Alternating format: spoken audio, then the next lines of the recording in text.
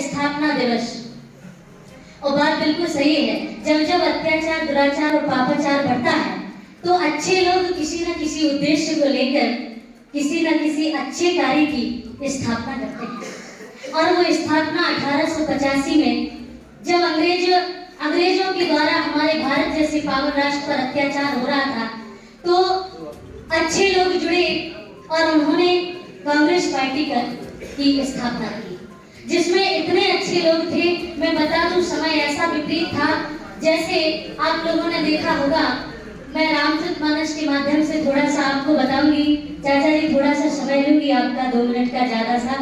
तो जिस समय भगवान श्री राम का यहाँ अवतार नहीं था धराधाम पर, उस समय रावण था और रावण का अत्याचार दिन प्रतिदिन बढ़ रहा था उस समय। लेकिन दशरथ जी थे, उस समय जनक जी भी थे, उस समय परशुराम जी जैसे महान योद्धा भी थे, उस समय बाली जैसे महान योद्धा भी थे, लेकिन फिर भी रावण पर विजय प्राप्त नहीं कर पा रहे थे।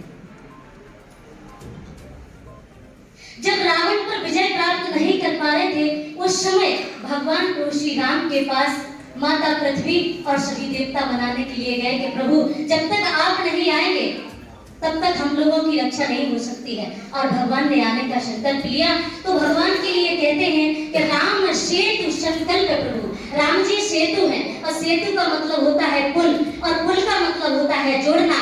जो पुल टूट जाता है और जब पुल जुड़ जाता है, खाई बन जाती है जब पुल में, तो फिर लोग इधर से उधर नहीं जा पाते, और जब पुल बन जाता है तो वहां के इधर भी आ जाते, इधर के उधर भी पहुंच जाते हैं और जुड़ जाते हैं। ऐसे ही उस समय जब भगवान राम नहीं थे तो महाराज चक्रवर्ती दशरथ जी राजा थे। उनका चारों तरफ सृष्टि पे राज्य था, लेकिन रावण को नहीं जीत पा रहे थे। कमी क्या थी? कमी ये थी कि उस समय अच्छे लोग तो थे, महाराज दशरथ जी थे, जनक जी थे, परशुराम जी थे, लेकिन कमी क्या थी? कमी ये थी कि ये एक नहीं।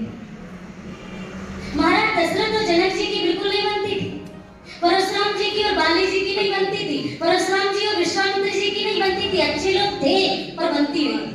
और जब ये आपस में टकरा गए तो खाई बन गई।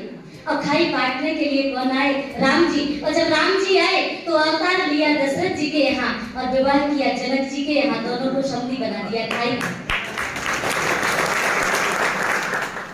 यहाँ विश्वामित्र जी के साथ गए, वहां परशुराम जी मिल गए जनकपुर में, दोनों को एक कर दिया।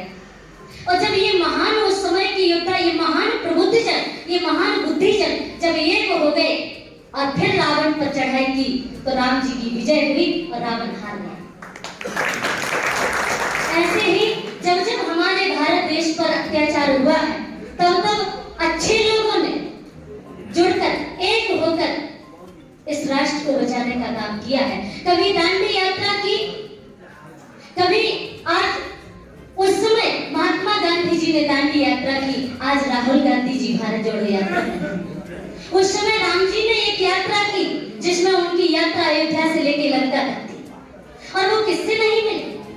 आज जिस प्रकार से राहुल गांधी जी किसी में भेदभाव न रखते हुए सभी लोगों से मिलते हुए आगे बढ़ रहे हैं, इसी तरीके से राम जी, चाहे श्रृंगेरपुर पर निषाद राज जी मिले, चाहे जंगल में भील मिले, चाहे चित्रकूट में संत मिले, सबसे मिलते हुए वो अपनी यात्रा को आगे बढ़ा रहे हैं। और उन्होंने भी जोड़ने का काम किया। और जब सभी एक हो गए तो रावण पर विजय प्राप्त हो गई। भगवान श्री राम जी